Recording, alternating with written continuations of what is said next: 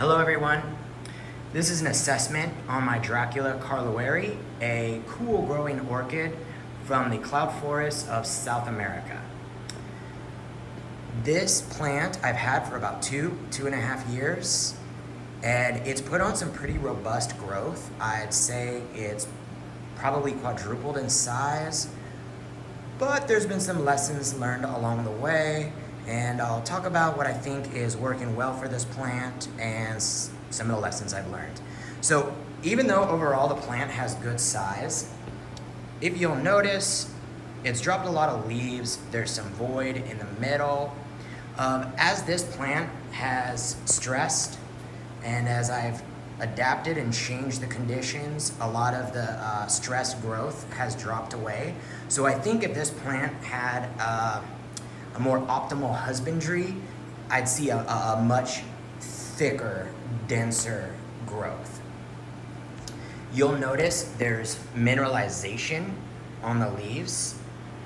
I have an atomizer that humidifies my grow space.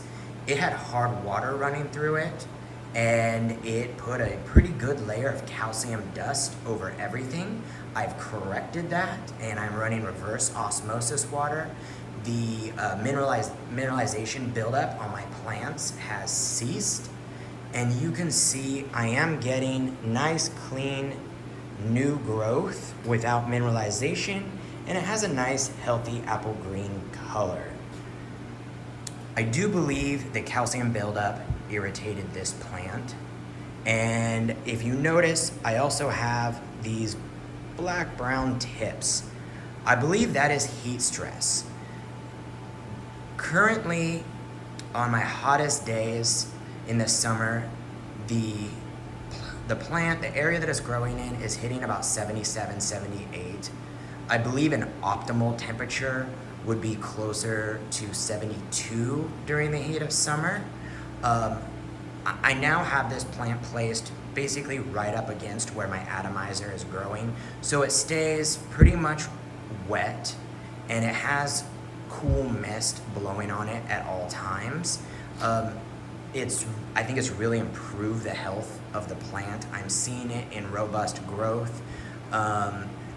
It is generating a ton of flower spikes, as you can see there. But because I am in the heat of summer, my flowers they're fully forming, but they are refusing to open and eventually fall off. As I step out of the summer, the height of summer, into fall, winter, when it's cooler, these flowers open up. They have the cutest little monkey faces on the center of them. And when I look at the plant overall and the newest growth, I don't think the current temperatures are stressing the plant enough to hurt the plant. They're stressing it so much that it doesn't want to open its flowers. So I think overall the plant's okay and it's doing well. I think it would be a lot happier if I could drop the highest temperatures by about 5 degrees.